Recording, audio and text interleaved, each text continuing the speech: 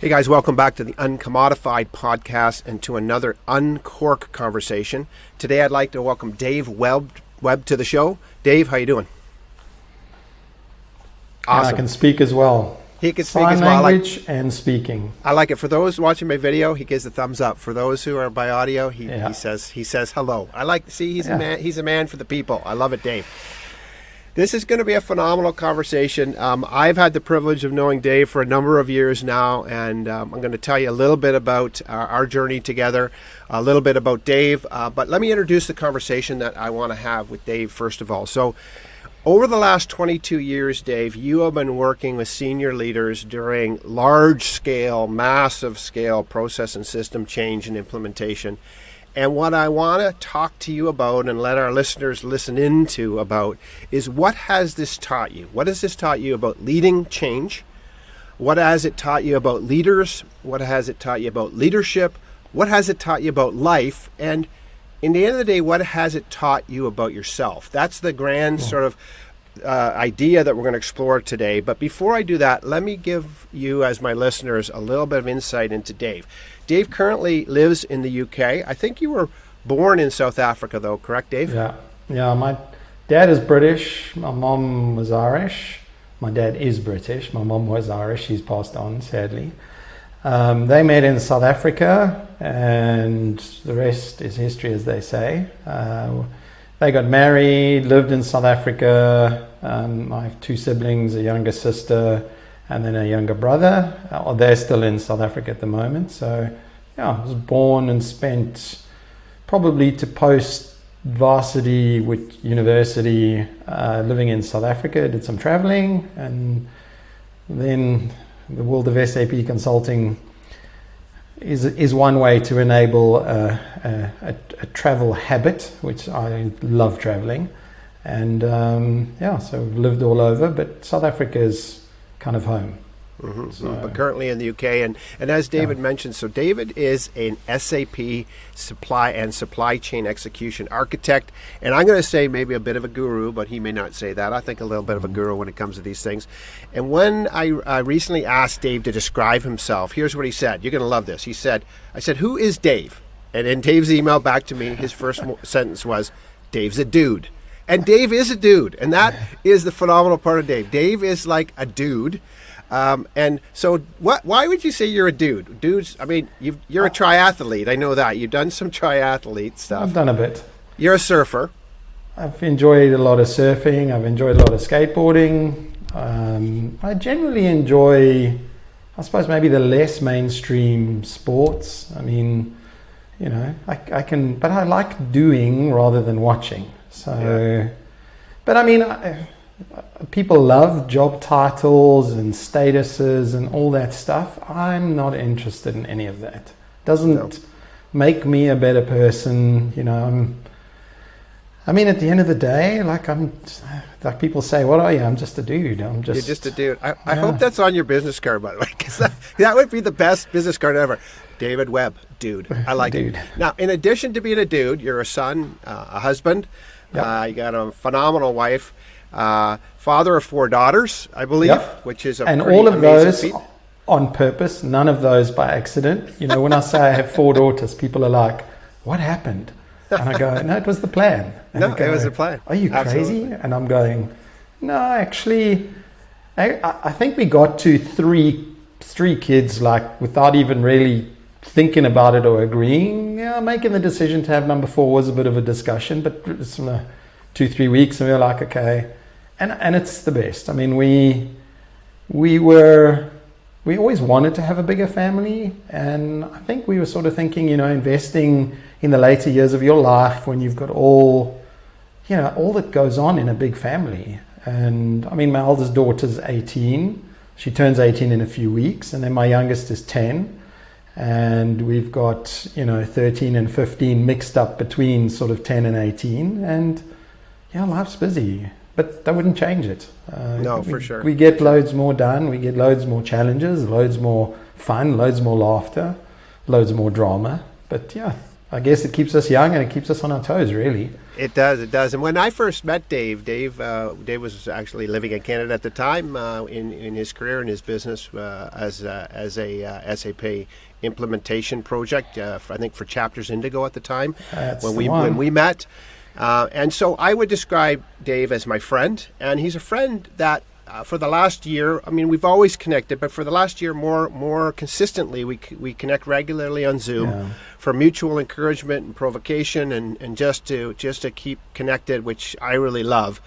In addition to all this, and I love this is the other part of your email that I had to laugh about it when I said, "Who's Dave?" You said simple, and I'm like, simple? Come on, dude, you're not simple, but simple. And then you said, at least in your head, which is fair enough, but with OCD tendencies. And when you said that, I realized why we connect so well, because I too, sir, have OCD tendencies. Now, for me, I describe it differently. I've always said to my wife, yes, I'm OCD, organized, calculated, and deliberate. All good things, I think. Don't you think? Think about it, Dave. Totally right. Yeah, see, it works for me. Yeah. You're honest. I remember that, open. actually. I know, you're going to use that one. You're honest, you're open, you're direct, you're journey-centric. You're centered on the journey of life, not just the destination, which I love. And I do love the fact that you're not into title, you're not into all that stuff. You're just being a real person, making it happen, living it out. And I know that you are a person who is learning to be comfortable in the uncomfortability of our lives and the unpredictability of our lives. And that, I think, makes you a perfect person, beyond just being my friend, to chat with me today on the Uncommodified podcast. Now, all great Uncork conversations for me, Dave, as you know, start with a drink, sometimes a beer, sometimes wine, sometimes scotch. But today, in celebration of the fact that you are in the UK, we will be having a cup of tea together. So what are you drinking, my friend? Yeah, I have a turmeric tea, which I actually drink for no other reason other than I just love kind of the earthy flavor to it. Fair enough. My wife thinks there must be some health benefit, or there's got to be a reason, because she thinks it tastes disgusting. And I've taken one of her new double-walled glass cups without permission as well, and I'm enjoying it in that. You know what I love is you live on the wild side, my friend, a little risky. Now, for me, in celebration of talking to you in the UK today, I made a London Fog, which is Earl Grey with frothy milk, and I have it in my London Starbucks cup. So here's to you, mate. Yeah, shows you how much of a tea drinker I really am. When you said a London Fog, I'm going, what kind of tea is that? I didn't even know it was Earl Grey with milk in it. I'm like, well, you know what, see what that is? That's probably a made-up Starbucks thing, but London Fog, that's where I'm in today. And when you get in London, you often get in the fog. So, okay, listen, enough of that shenanigans. Let's get down to the topic at hand. So for the last 22 years, Dave, you've been working with these senior leaders across the globe in these large-scale implementation processes, system change processes. And I don't want to talk to you so much about that part or the work. In the same way that you're not into title and all that, we're not going to talk about the work. We're going to talk about the journey of learning that you talked about, the journey you've gone on. And so let's just sort of explore through those areas. If you think about what you've learned about leading change, leaders, leadership, life, and yourself, and maybe we'll just go down that world and just chat about that. What have you learned about leading change through these experiences with these organizations and with these people in these huge system and process changes? What have you learned about leading change? You know, I mean, you said 22 years connecting with all the senior leadership, and I think the journey of 22 years has been from the bottom. Really started off kind of being a nobody with no skill, totally fresh, and just basically worked. And I think on my own journey, I've always focused on, I suppose, being in the season of where I'm at. So if I'm a junior, what do I need to build? What foundation do I need to build so that when I get to the next stage, and I'll know when that is, don't short circuit the phase and don't rush it, but learn what you need to. And I think the one thing that's always been common with all of the SAP project, travel, everything, it's always got people involved in it. So, you know, you're always going in as people who are meant to know the technology or be more familiar with the journey. And you've got to try and bring people along that journey with you. And I think the one thing which always stands out for me, and it doesn't matter at which level of which company or organization or team, how hierarchical or how flat they are, is everybody is scared of change. Everybody. And it doesn't matter whether you're the CEO, CFO, COO, whoever you are, everybody is scared of change. Some people hide it well. Some people try and fool you. Some people try and fool themselves. Some people do that quite successfully. But at the end of the day, change is scary. And I think, managing change is all about being able to connect with people, and it's about being able to get them to trust you on where you're going. Because when they trust you, they'll follow you. But if they don't trust you, they won't follow. And then you get into the situation where you're trying to force them to go somewhere. And that's never worked for me. That's also not how I'm wired as a person. So, I'm fortunate, when people say to me, what is it that I love about what I do? It's actually got nothing to do with anything other than solving problems and working with people. And if you're solving problems, obviously people are involved because those problems impact the people. And when you do that with people, you build trust, and that helps them journey with you, I quite like analogies, and there's an analogy that I will use a lot when I speak to people, and it goes something along the lines of, when you want to go fast, you go alone. And when you want to go far, you go with the people. And that's actually one of the things, whenever we're doing a program, we're always looking at the cadence or the speed of what we're planning to do. And then we're going, okay, in reality, we will go slower than that. Let's make sure we bring the masses with us. And yeah. And the premise to that is always connecting with people. Yeah. And would you say, I know in talking to you in the past, and we've talked a lot over the years about these things, and obviously as a consultant myself in change process with people as well and companies in Canada, it seems to me that a lot of times the challenge within leading change is that a lot of senior leaders do fundamentally approach this and see this as about changing process, and they don't really realize that it's really about changing people and impact on people. They sort of somehow get that fundamental thing disconnected. Would you agree with that? Completely. I completely agree with it. At the end of the day, the process doesn't run itself independent of the people. The people run the process. So if you change the process and the people stay disconnected, you have a problem. You see that often. When you do a project where things go well. Well, in my definition, is not that you have no problems. You're going to have problems everywhere. Whether you have it this side of go live or that side of go live is pretty much determined by how much you bring the people on the journey.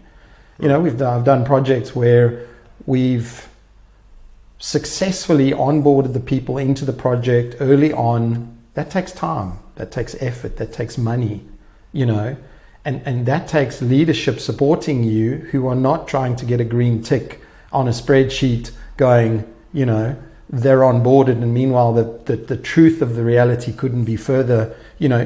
I think when you work with leadership that are focused on the quality of the work done, not the fact that you're getting it done.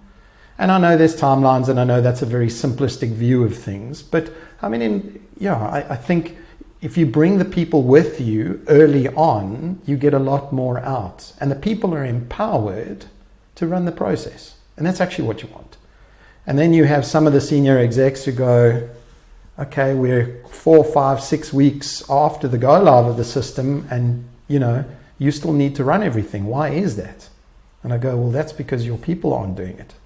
No, but I'm going to force them to do it. I'm going, it's not going to help. You need to give them time to adapt, and you need to help them go through the process of change. You can't short circuit it. It's kind of like investing. If you don't invest enough time and energy in it, you're not going to reap any rewards out of it.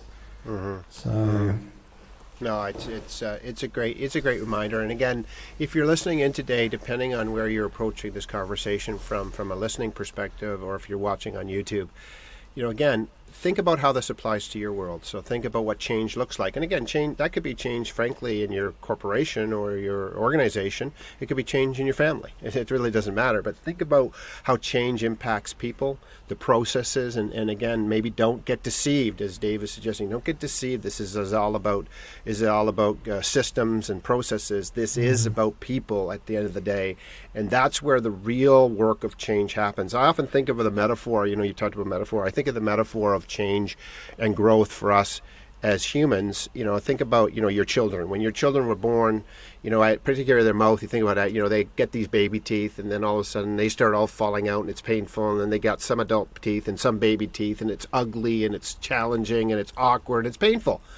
And I often say to senior leaders and leaders in companies, why do we expect organizational change to be different and feel different than human change? What are we missing here? Because human change sometimes hurts, sometimes it sucks. I had growing pains as a child. I remember getting growing pains in my legs, and they were excruciating. Yeah. And then I say to leaders, well, do you expect change in organizations and in people to be any different than the natural order of human change? It's the same thing. It is. It's messy. I mean, the other thing that I know about change is messy. And by nature, for me, I like to be this is a little bit of the OCD. There's a process, there's a structure, there's a place, there's a way.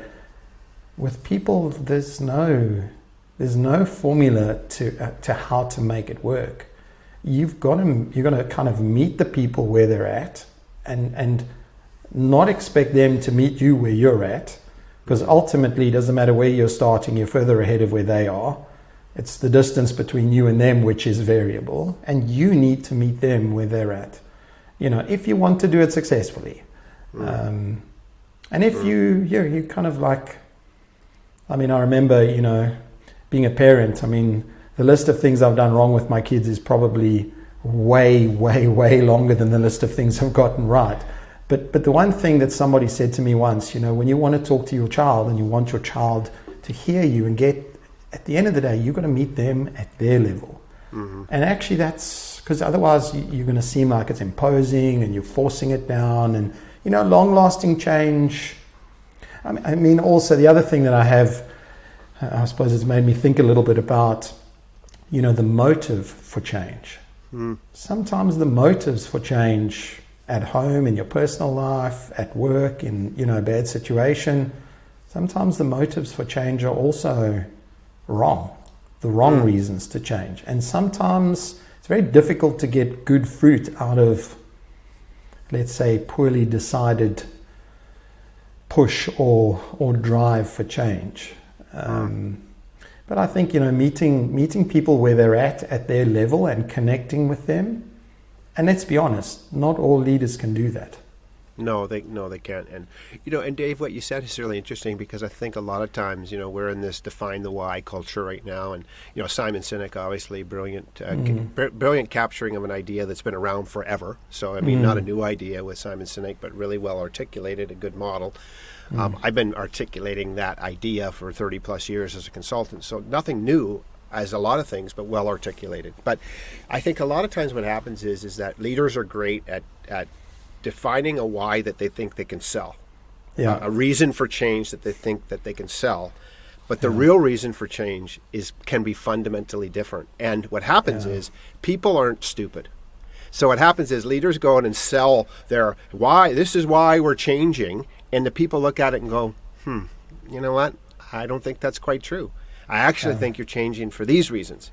Yeah. And they might read into them some negativity or some challenge in that change as they embrace it. And that's where the push and pull comes, and the tension, I think, often comes in this discussion, and understanding why we're changing, the real reasons, the real great benefits, but really why we're wanting to change, the reason for change, and then how do we articulate that in a way that has enough benefit for the people that have to onboard all the work that ultimately will be affected. Yeah. That's an art form. Well, one of the fundamentals for me, which, whether people like it, acknowledge it, ignore it, being honest. Are you going to be honest about why you want to change? And you touched on it. Not everybody is honest. Sometimes they're not honest with themselves. Yep. Sometimes they are honest with themselves, but they have a different agenda that's driving the change. And I think, if a couple of the key people who you're trying to bring along on the journey feel like you're not being genuine with them, and they question your motives, truthfulness, integrity around it, you're going to be ineffective as a leader, not only in change, but in almost everything you do with those people.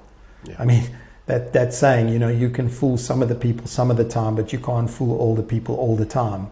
And I think when it comes to change management, if it puts you in a difficult spot being honest, you're far more likely to be successful just by being honest. Because the truth will always come out in the wash. And on a journey where the stakes are high, you can't sweep it under the carpet. I mean, it just, the shortcuts, like I always tell everybody that I deal with, the shortcuts, they come out. It's this side of go live or the other side of go live, but the shortcuts come out. So 100%. So that leads us into that. I think the conversation is tipping quite organically into the next piece. So, that's the change management piece, and we've talked a little bit about leaders and leadership, but when you think of leaders and leadership, and you think of what you've learned from leaders and about leadership in your work with other people, what are some of the key lessons that you've learned that you are really grateful for, that you've learned about leadership and being a leader through your rubbing up against maybe some phenomenal leaders and maybe not so great leaders? But what are some of the key things you've learned about leading and leadership? I think one of the most important things, which I don't always do well, but one of the most important things I've learned is the need to listen. And to really listen. It's the most important thing, to be able to stop, take on board somebody else's opinion, thoughts, feeling on something without a grid of what you're looking for in the situation, and actually just to hear them. And I think coupled with that is not always to just respond instantly. It's sometimes actually to go, I need a little bit of time, I'm going to think about that. So I think that whole thing about listening, and that really gives you a barometer of what's really happening with the people who you lead. I mean, and I've been on sort of both sides of that. I mean, I've been kind of on the outside being an advisor coming in, or a consultant working with customers and seeing how they treat their own people, and sometimes really good and other times like absolutely horrified.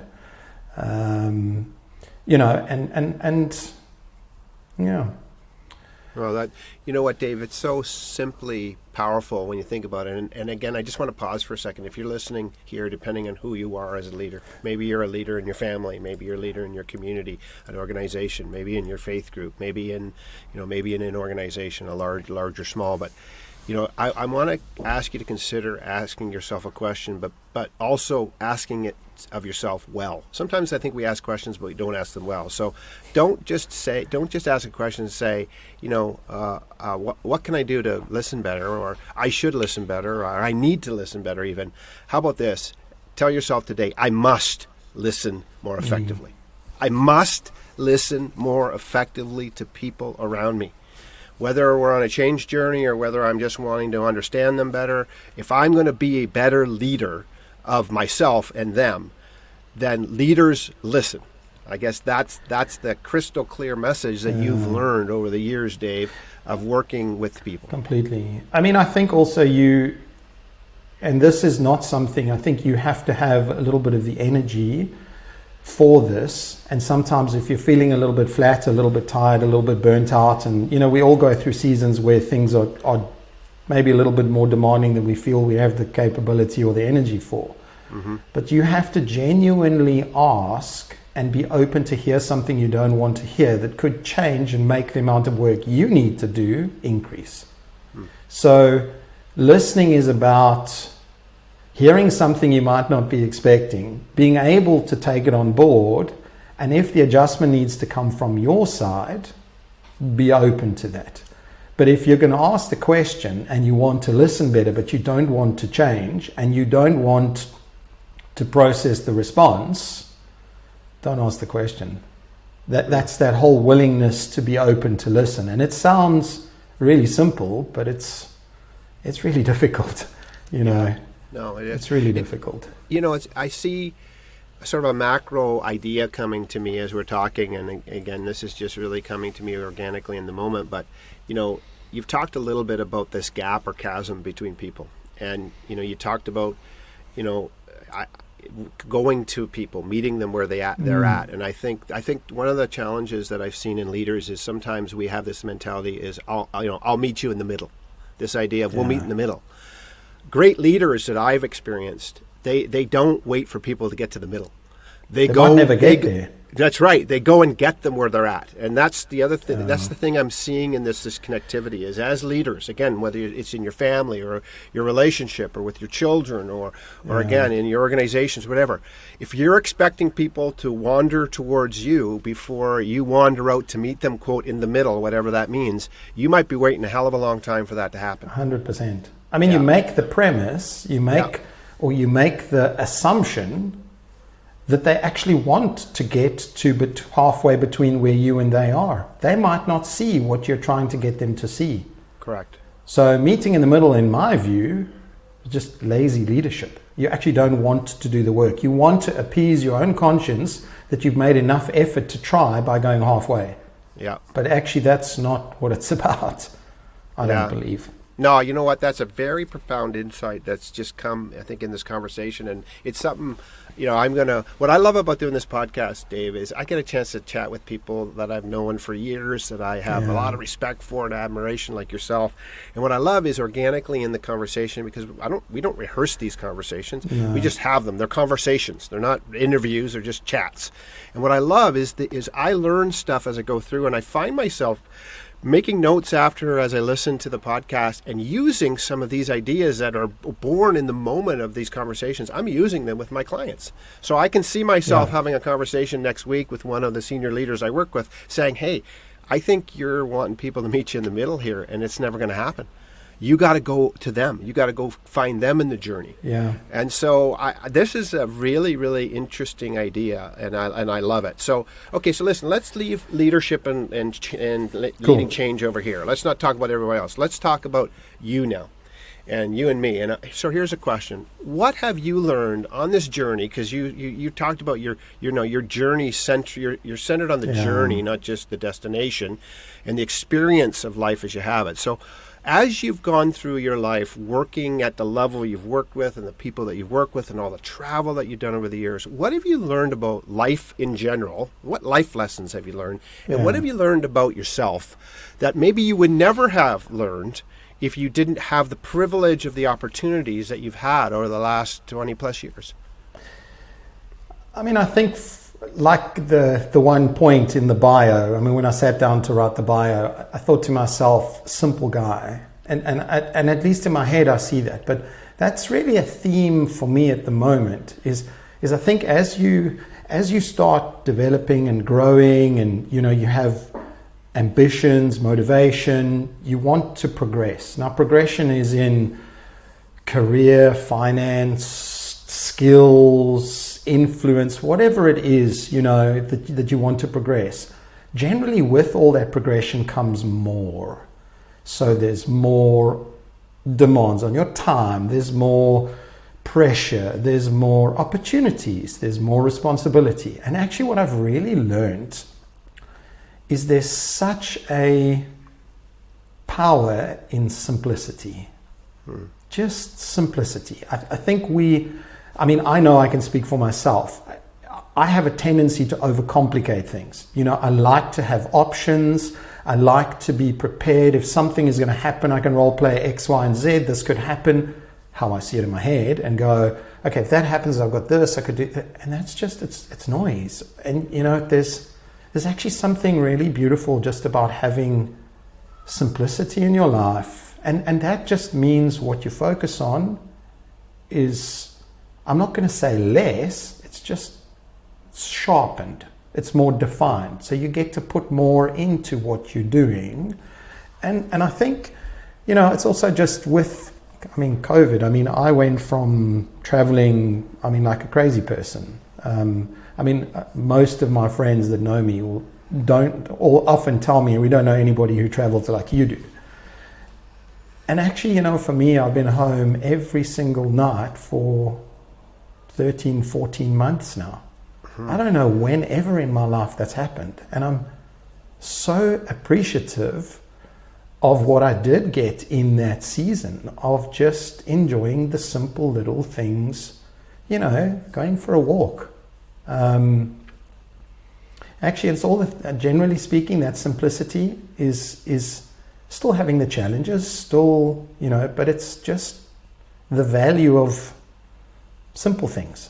So I think that's been one of the big lessons. And I've been really fortunate to have had the other side of lots of opportunities with work, lots of demand for my time. So I've been fortunate to experience kind of what the real upside looks like, you know, and it's kind of nice. The simplicity is good. It's definitely worth spending some time in the simple seasons. And it's also something I'm kind of trying to teach my kids, you know, don't fill your life with things that don't matter to you. And what matters to each of us is different. I say you have to know who you are and you have to know what makes you tick. That's a journey in itself. That's taken me a long time to learn. But as I've kind of gotten to the point where I'm really comfortable with who I am, good and bad, and I've made peace with that, and that's also been a journey, I kind of really, the simplicity is, you know, it's not about more stuff. It's not about, you know, it's about more of the things that really add value, not in a financial sense, but add fullness to my life. And that's with my wife and with my kids and, you know, friends and family and loved ones. So yeah, I think that's one of the big things. That's one of the big things that's kind of at the forefront at the moment.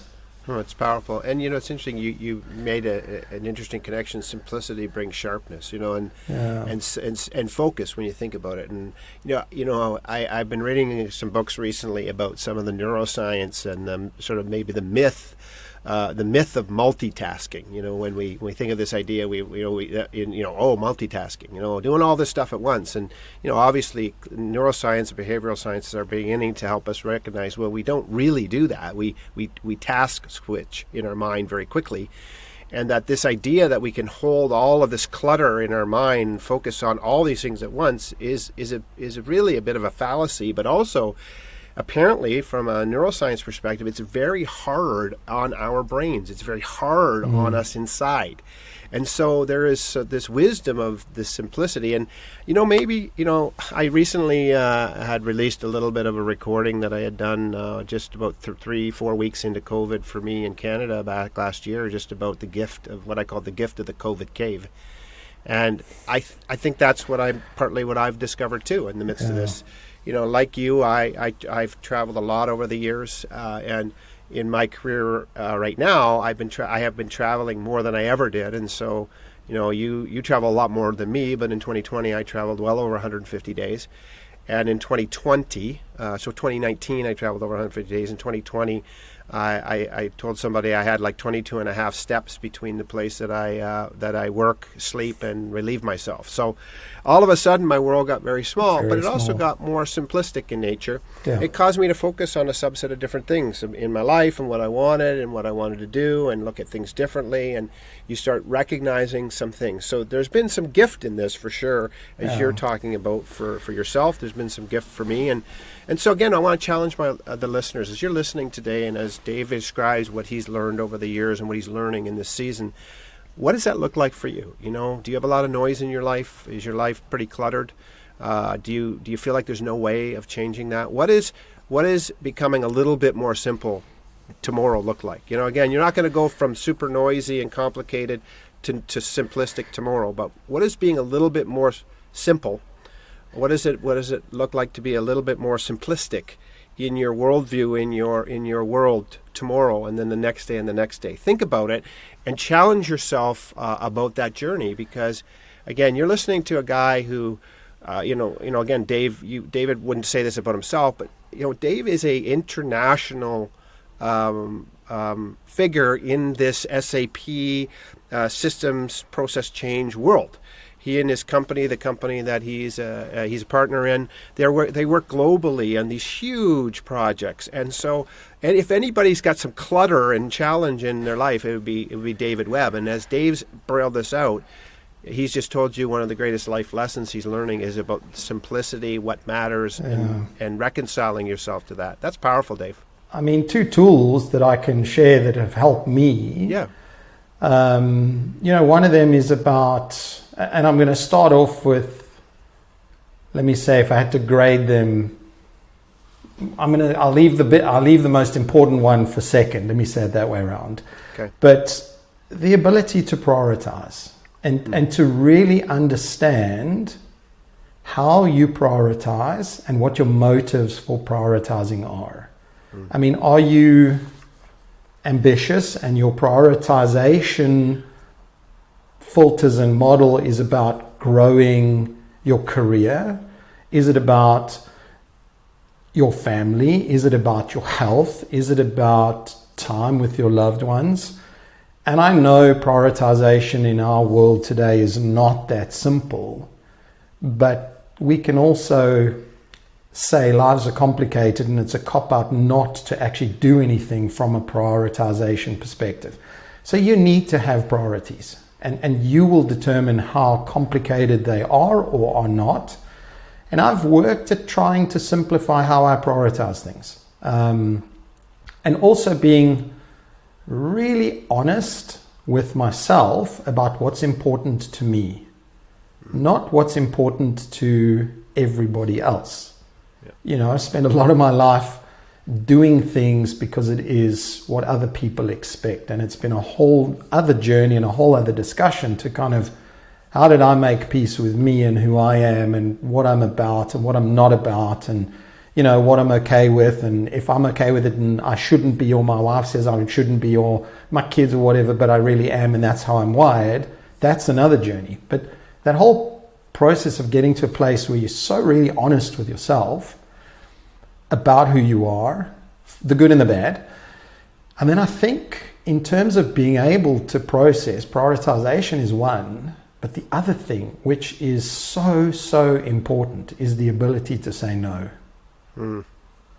I think until you can get to a place where you can actually say no, and your no is your no, it's very difficult to take back life into your hands about how you want it to be lived for yourself and your loved ones, unless you can say no. Because if you can't say no, it's very difficult to stand up and fight and protect the things which you might be striving to be better at. Family time, exercise. I mean, an example. I would literally spend, I don't know, anywhere from, let's call it 6 to maybe 24 hours in a week flying, traveling, airports, taxis, whatever it is. And in my head, I just went, I don't have the time to make an effort to eat properly, or to really make a bit of an effort to exercise, or, whatever it is. Actually, that's all nonsense. It was a cop-out for me because I didn't really want to do the work to prioritize it in the season. And actually, maybe at that stage, the work and making sure that was delivered, some time with the family, etc., was a higher priority. But I didn't always have the grid of that's the priority and that's why I'm doing things. And, until eventually, a number of years ago, I just got to the point where I was just happy to go, I'm just going to say no to things. As probably the most liberating thing you can do when you're trying to live a fulfilling life is being able to say no, because in essence what you're doing is protecting what's important to you and your loved ones. It's powerful. Very powerful and very brilliant advice. And I do want to tell a little bit of a personal story that tucks into that, and then I've got a couple questions and we'll wrap up. But when I first met you, Dave, I remember you when we first started hanging out together in Oakville and our family started connecting. I remember you talking about your life and the fact that in the past you had been a triathlete, and at that time you were not in great shape, admittedly. Bad shape. You were in Horrible bad shape. shape. You were in bad Round shape. shape. You were a big man. You're a big man to begin with. You're a very tall, strapping man, but you were not in good health. You were well overweight. He's being complimentary. Yeah, and I remember talking to you about this. And then you moved at the end of that project. You moved back to South Africa. Yeah. And of course, I had the chance of we had a chance of visiting you there. My daughter came and stayed with you guys and connected with you there. Obviously, my son Chris is good friends with you as well. But what was awesome, I remember the first time you traveled back to Canada to come back on that project. You flew in and you said, "Hey, I'm going to drop over." You came in a taxi. You came up. This guy came up my driveway. I opened the door and I remember saying, "Hi, can I help you, sir?" And you're like, "No, Tim, it's Dave." And I was like, "What? It's Dave." You had transformed yourself. Yeah. You didn't look like the same person at all, Dave. And that was right around the time where you started doing a triathlon again, I believe. Yeah. Ironman. You were doing Ironman, I think, right? In South Africa. But I'm like, you transformed yourself. And this goes back to the very power of what you say yes to, what you say no to, what you say you really want to do, what you say you don't want to do, and priorities. It's all, it comes together in that story for me. So listen, that was amazing. Listen, let's wrap up, but I got two questions for you. Well, question and opportunity. So listen, this podcast is called the Uncommodified Podcast. It's all about finding our uniqueness, standing up and standing out for all the right reasons, not being a dime a dozen kind of person that you can get anywhere. But so my question just simply to you, Dave, is when David Webb, when the dude is being his most uncommodified self, when he's bringing what uniquely only you can bring into a room, into a group of people, into your world, what are you doing, Dave, that is an expression of your unique self? I'm not the guy who walks into the room and becomes kind of the limelight. I'm not the guy who gets up onto stage and, hey guys, look at me, I've arrived, I'm here, let's start cracking jokes, I kind of walk into the room, I scan the room, I find a place where I want to go and be, and then it's just really like, it's about connecting a little bit more one-on-one with a couple of people. And it's really just finding out about people's journeys. Like I said, actually what keeps me doing what I do is just meeting different people, talking to different people, finding out about their journeys. People are the X factor to life in both senses of that, the good and the bad. And, having a really honest, open, real conversation with people about things in life. I must admit, I can't, like, any time where I feel like things are disingenuous, not real, not honest, not kind of straight up how it is, I'm out. I'm done. I'm like, kind of, as I get a little bit older, I become more and more allergic to it. But if I can sit down and, have a cup of coffee and connect with somebody and chat about things, hey, listen, I'm not always right about everything. But I suppose the secret sauce for me is being able to talk about stuff, to process things, process it with discussion, and I think in my world, I've proven that that's a working, I come from a very interesting family background. Definitely not, my folks stayed married they stayed married their whole lives until my mom passed, and, my dad's now on his own. But I've had an interesting relationship growing up with my dad. I've had an interesting relationship with my mom. We've had interesting family dynamics. And actually just sitting down, talking through it. The power of being able to talk to people, connect, find out. You learn so much about yourself. You learn so much about people, and that's actually the thing that's the most important to me in life is people. 100%. No, it's brilliant thought, and again, just for me, what I take out again is Dave is uncommodifying himself when he's not talking about his journey, but when he's discovering the journey of others. What a great reminder! You want to be the uncommodifying factor in the room, be the voice, be the person in the corner. discovering the journeys of others, understanding where they've come from, where they're at, where they're going, and what that looks like. What a powerful human connectivity of that completely. is so powerful. So, and Tim, I mean, the one thing when you asked the question, I mean, the one thing that kind of struck me about it is, as people, every single one of us is unique, completely unique, and by default, no person on the face of the planet can henceforth be a commodity. I mean, it's not possible. Well, yeah, by default, and that's the thing about what I've discovered in this idea is by default that's true. But unfortunately, a lot of people have learned to commodify themselves to fit in, to fall in line, and to be welcomed in the space that they're in, which is the sad reality. And I totally agree with you.